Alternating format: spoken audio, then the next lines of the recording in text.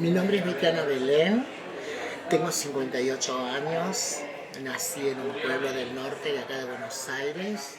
Me llamo Graciela Alvarengues, nací en Cosquín, en la provincia de Córdoba, en el año 1950. Mi nombre es Mónica Carbone, nací en Córdoba en el año 1953.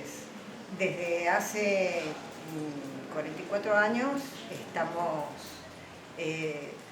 con Gra acompañándonos en la vida. Hola, me llamo Marcela Daniela Viegas Pedro, argentina. Tengo 55 años, acabo de cumplirlo el 6 de marzo pasado. Yo me llamo Silvana Silva Arena, nací en Valparaíso en 1951. Mi nombre es Victoria Yáñez, soy una mujer transexual de 51 años, vivo en la ciudad de Rancagua, a 1 hora y media de la capital de Chile, Santiago. Me llamo Antoni Ruiz Isaiz, nací en 1958, el 5 del 6. Mi nombre es Karina Pankiewicz, en estos momentos soy presidenta de ATRO, Asociación Trans del Uruguay. Soy Paula Braga, fui Walter Hugo Braga, nací a finales de la década del 50 en Montevideo, Uruguay. Mi nombre es Andreina Librino, nací el 11 de enero de 1973, aquí en la ciudad de Rosario. Carla Ojeda, soy de aquí, de la ciudad de Rosario, nacida aquí en la ciudad de Rosario, provincia de Santa Fe. Yo soy Luciana Alejandra Salomón, nací en la provincia de Formosa, tengo 43 años. Mi nombre es Eugenio Talbot, tengo 46 años y mi transición la empecé desde que nací prácticamente, por cuestiones políticas y por cuestiones que tenían que ver con la seguridad. Yo nací en plena dictadura y vengo de una familia de militantes políticos que habían sido perseguidos, muchos de ellos asesinados y otros ya tenían la condena de muerte por parte del terrorismo de Estado. Así que para preservar mi vida, adulteran una partida de nacimiento y adulteran también mi sexo biológico. Porque vestirse de mujer no es de la noche a la mañana. América, India, mujer, travesti, como territorio de conquista. Ay de mí, llorona, llorona, llorona, llévame al río. Ay de mí, llorona, llorona, llorona, llévame al río. Tápame con tu rebozo, llorona, porque muero de frío. Tápame con tu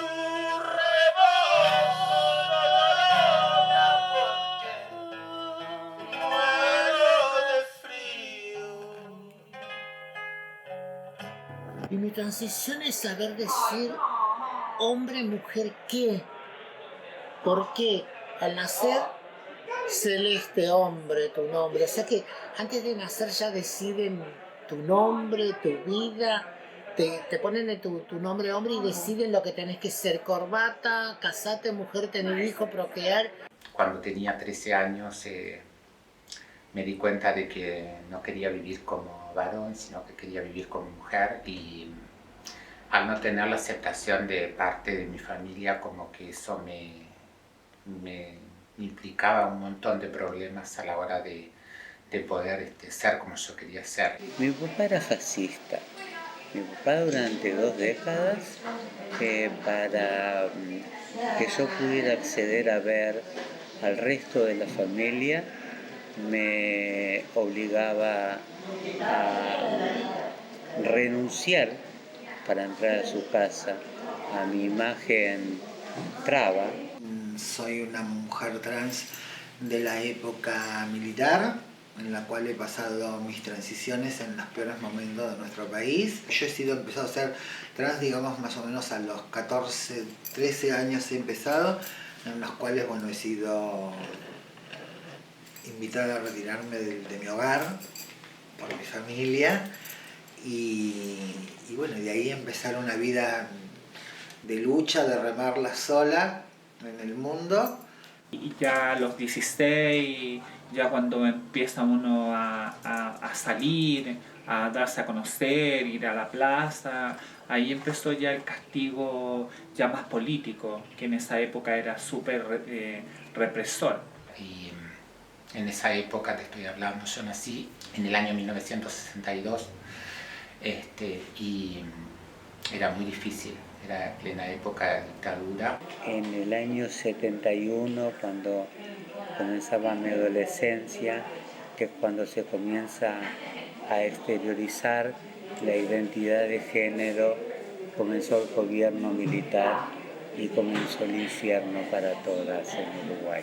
A los 17 años, en este mismo salón donde estamos grabando ahora, pues me declaré homosexual a mi familia, la cual se lo tomó bastante mal y se lo comunicó a una monja que conocía a una tía mía, y esta monja pues me denunció a la Brigada Criminal de Valencia, a la cual vino un 2 de marzo a las 6 de la mañana a recogerme aquí, a la habitación llamaron, y se me llevaron detenido a la comisaría General de Policía de Valencia. El travestismo y lo trans rompe con la linealidad del binomio hombre-mujer. Entonces te salías de ahí y te echaban de tu casa. Cuando querías buscar un laburo o un trabajo, digamos, reglamentado, no podías por el hecho de que te decían que no, porque claro, ¿quién iba a tener en su negocio, en su fábrica, en su lugar de producción o de trabajo a una travesti o a una trans trabajando? Nadie, absolutamente nadie. Yo me sentí eso, de que el fascismo estaba atrás mío,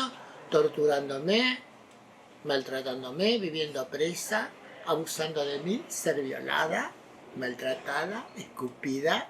El Estado argentino empezó a ejercer una práctica sistemática y generalizada sobre nuestras identidades, sobre las identidades trans, desde la década del 30. En el gobierno de Uriburu se crearon edictos policiales, códigos contravencionales, códigos de falta se llamaban, que eran figuras que utilizaban las policías provinciales para poder encarcelar, torturar y ejercer violencia sobre el colectivo que se llamaba en ese momento sobre los homosexuales, que en realidad estaba integrado por personas travestis, por trans, por lesbianas, por gays y por militantes feministas. Nosotras durante la dictadura éramos perseguidas y aparte éramos condenadas peores que un delincuente. Ya existían los códigos de faltas, los incisos, en los cuales era penado por ley, obviamente, primero, antes que nada, la prostitución estaba penada, el vestirse de mujer estaba penado por la ley,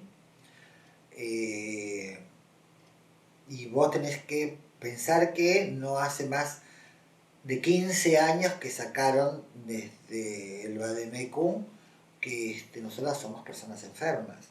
Y ahí ya cuando ya realmente me di a conocer como Victoria, ya ahí fue que vinieron todos mis problemas, ya porque en esos tiempos existía la ley que penalizaba a las personas que andaban vestidas de mujer en la calle, ya lo denominaban falta a la moral y las buenas costumbres. Entonces te llevaban presa, caía ella a la comisaría, ahí te hacían vejámenes, tenían que hacerle sexo oral a los carabineros, a la policía, te hacían sexo, te pegaban, te hacían lo que ellos querían contigo, y después te pasaban a los tribunales, ¿ya? Y ahí el juez determinaba que tú tenías que ir a la cárcel por ese delito y tenías que estar 5 días presa. San Bernardo, febrero de 2016, Valentina del Solar, 20 años. Maricón culiao, te creís mujer. Disparo en el cuello y en el tórax. Fue una época muy difícil porque éramos reprimidas por todo, o sea, no podíamos salir a la calle, no podíamos hacer un mandado, íbamos a comer a algún lado y nos sacaban de adentro de los lugares donde estábamos comiendo. ¿Sí? Yo fui detenida en un cruce céntrico, acá bastante céntrico, 8 de octubre y Garibaldi, cuando bajaba a comprar el pan. Nunca subías a un colectivo, nunca subías a un tren, porque ibas presa. Tuvimos que inventar alguna manera y usábamos el camuflaje durante el día. De repente nos vestíamos de una manera y a la noche nos vestíamos de otra para poder salvaguardar nuestra salud y nuestro cuerpo, porque éramos muy perseguidas. Y nos encarcelaban los viernes de noche porque así podían tener sexo con nosotras todo el fin de semana. Y no accedas a tenerlo, porque ellos eran muy crueles. Pero no te daban de comer, te tiraban baldes de agua, te comían la cabeza, te decían cosas espantosas de escuchar y de digerir. Y mi familia estaba a 4 cuadras de la comisaría, estaba ahí a la vuelta, pero no les avisaban y no había comunicación. Ellos se enteraban cuando yo llegaba. Mientras mi madre lloraba y me abrazaba, mi padre reafirmaba que esta gente tenía razón y se va naturalizando esto, ¿sabes? Esto lo vas tomando como que es parte de la verdad que te tocó y te sentís sucia y no te sentís con derecho. Las primeras caídas fueron como menores, así que yo caía en comisaría de menores. Y para que no, la tortura que nos hacían para no seguir vestiéndonos de mujer era, bueno, nos hacían una cruz en la cabeza, nos cortaban el pelo y nos tiraban. Policía de Menores tiene 2 celdas muy grandes en las cuales hay una comunidad más o menos de 30 personas en cada una, en la que se le llamaba leonera. Te tiraban a una, ya te habían pasado todo a esa leonera y te agarraban, te sacaban y te tiraban a la otra para que te pasaran a la otra. Barrio 10 de julio, allá donde se paran estos maricones pintados para ganarse el pan. 10 de julio, aquella madrugada de mayo de 2016. A la Litzio Dalis Parrales de 30 años le tocó la mala suerte de venir a un país pensando ella que aquí está el milagro chileno, ¿no?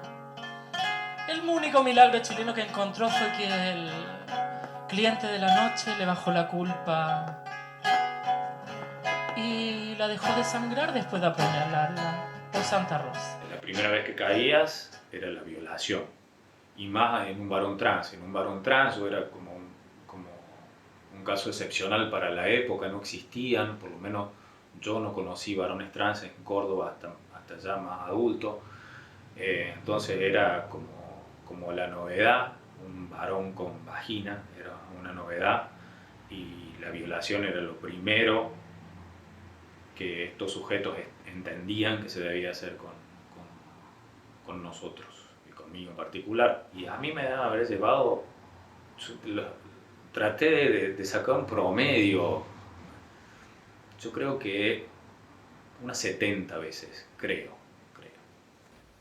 Yo he tenido, en lo personal, experiencias de maltrato físico en las calles, violencia, hasta en una razzia en la noche nos llevaron, oíamos las torturas. La primera vez que fui detenida yo tenía 15 años y había conseguido un puesto en una farmacia de cadete para el día, y cuando salí de trabajar de la farmacia, en aquellos años estaban mucho las razzias, salían y no te pedían documento y te levantaban, estuvieras donde estuvieras. Y esa fue la primera vez que me levantaron, y a raíz de eso fue que me ficharon, que en aquella época te fichaban por pederastra pasivo. Y acá en esa época, después que te fichaban, no podías tener oportunidades para poder presentarte porque eso quedaba como una ficha que te marginaba a la hora de presentarte en los trabajos. Y a raíz de ahí fue que empecé a ejercer totalmente lo que era el trabajo sexual, porque ya no tenía otra oportunidad. 32 años haciendo trabajo sexual.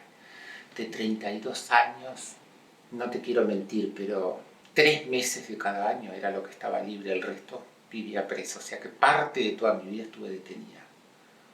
Porque incluso después de la dictadura, cuando entramos en democracia, quedaron los coletazos de la dictadura y todavía se seguía reprimiendo.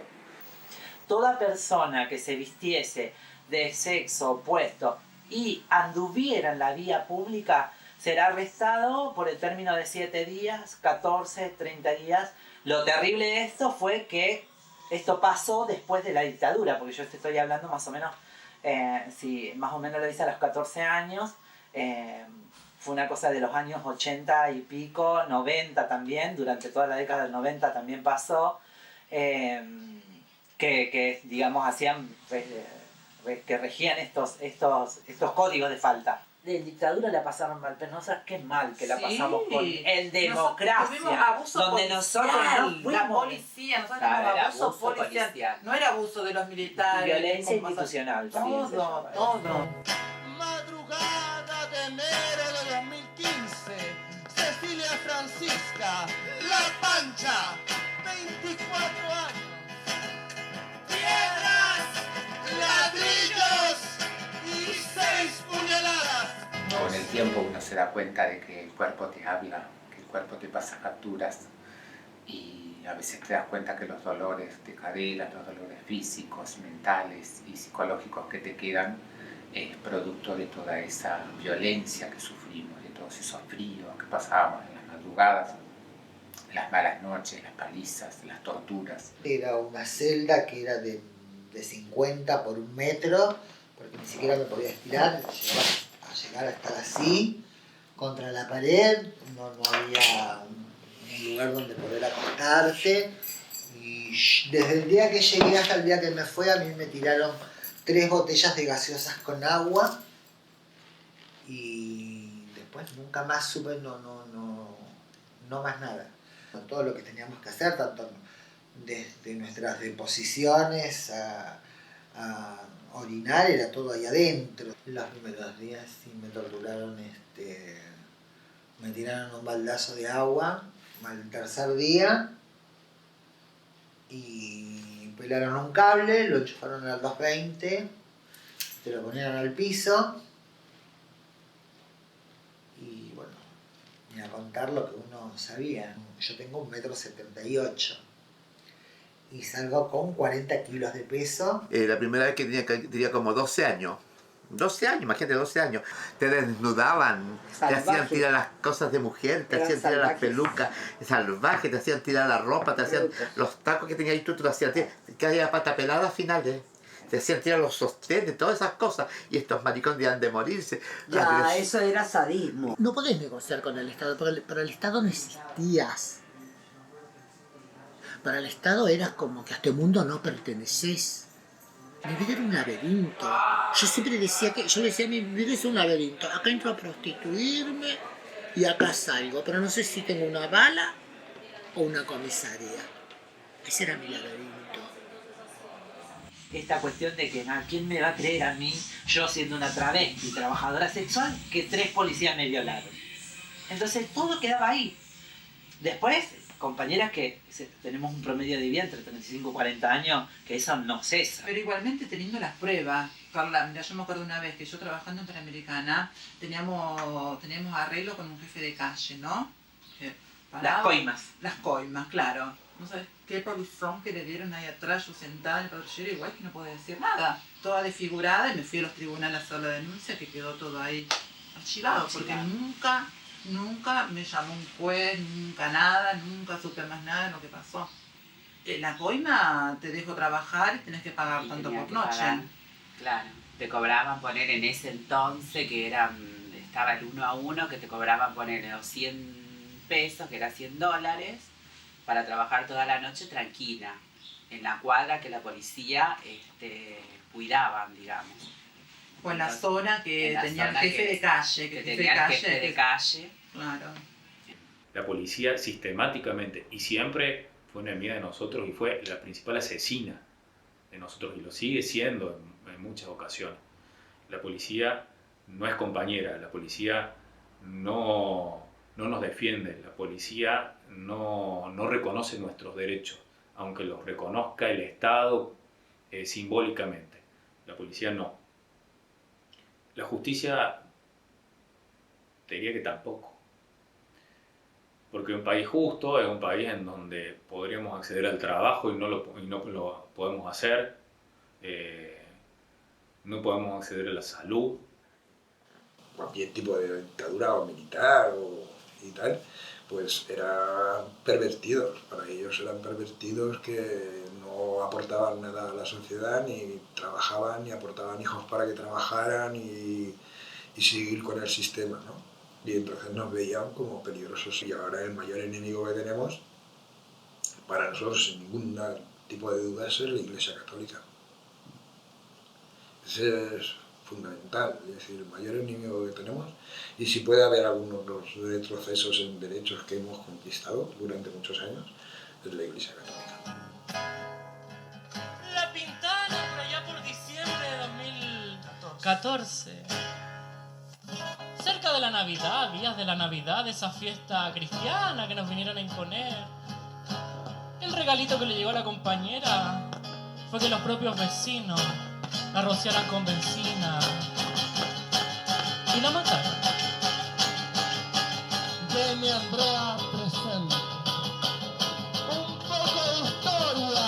Noviembre de 2002. Providencia.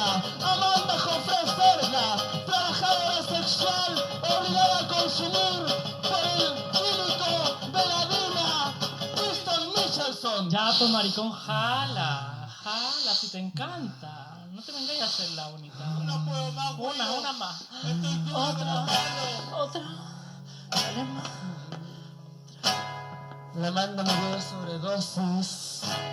Su cuerpo estaba envuelto en la alfombra, listo para ser tirado al Mapocho. Winston Michelson, quien colaboró con la dictadura, a pesar de todo eso, se encuentra suelto y libre. Yo creo que la militancia de una compañera trans que en una época de dictadura o en una época en donde se ejerce la violencia decide salir como trans o como travesti a la calle y cruzar una esquina o entrar a un supermercado, ya es una militancia política. Y esa militancia fue perseguida y esa militancia le costó la vida a miles de compañeros y compañeras durante todos estos años y en particular desde el 74 hasta el 83, donde hablamos de dictadura, se cobraron miles de vidas. Fueron presos y presas en los campos de concentración, en las cárceles. La democracia para nosotros y nosotras no llegó en el 83. Y no llegó ni aún ahora, hoy no ha llegado la democracia. Las prácticas de persecución siguieron porque los edictos que nacieron en las dictaduras siguieron vigentes, por lo menos hasta aquí en la ciudad de Córdoba, siguieron vigentes hasta el 96, siguieron vigentes. Pero nosotros seguimos siendo ilegales hasta el 2012. Recién en el 2012 nosotros pasamos a ser personas legales y hablamos de los y las trans. Yo creo que el tema de la heteronorma y la familia como célula transmisora lo necesita el neoliberalismo. Lo necesita. Necesita la familia para poder transmitir en ese seno un formato de comportamiento. Siempre lo que sale de esa heteronormatividad es sospechoso. Yo creo que en realidad como recursos humanos involucrados dentro de la familia heteronormativa monoparental es que se ha gestado esta instalación de de que sospecha sobre lo diferente. En mi memoria no hay odio, venganza o nada que se le parezca, pero la memoria es necesaria para vivir. La historia no se entiende, no se comprende si no se cuenta. Hoy por hoy, de repente tienes chicas jóvenes de 19, 20 años que si les contás esto, quedan sin palabras, ni se les pasa por la cabeza lo que nosotras pasamos. Sin memoria no hay futuro para nosotras. Yo creo que esto de la memoria sirve para un montón de cosas. Primero, principalmente para que no se vuelva a repetir. La memoria sirve para que podamos construir de aquí en más y no le pase a ninguna de las travestitas trans que vienen en camino. Y creo que lo principal, la memoria esta sirve para romper incluso, digamos, con la corrupción que tiene digamos, las instituciones como la policía, como incluso muchas veces los hospitales, como contaba Andrea, romper incluso con el binarismo que hablamos, hombre-mujer. Estamos luchando por algo tan elemental como poder comer, tan elemental como eso. Por eso creo esencial contar nuestras historias para que lo sepan todos, sin vergüenza, es lo que nos sucedió, es nuestra responsabilidad contar. No sé qué tienen las flores, Llorona, las flores de Camposanto. No sé qué tienen las flores, Llorona, las flores de Camposanto. Que cuando las mueve el viento, Llorona, parece que están llorando. Que cuando las mueve el viento, Llorona, parece que están llorando. Ay de mí, Llorona, Llorona, Llorona, tú eres mi yunta. Ay de mí, Llorona, Llorona, Llorona, tú eres mi yunta. Me quitarán de quererte, Llorona, pero de olvidarte nunca. Me quitarán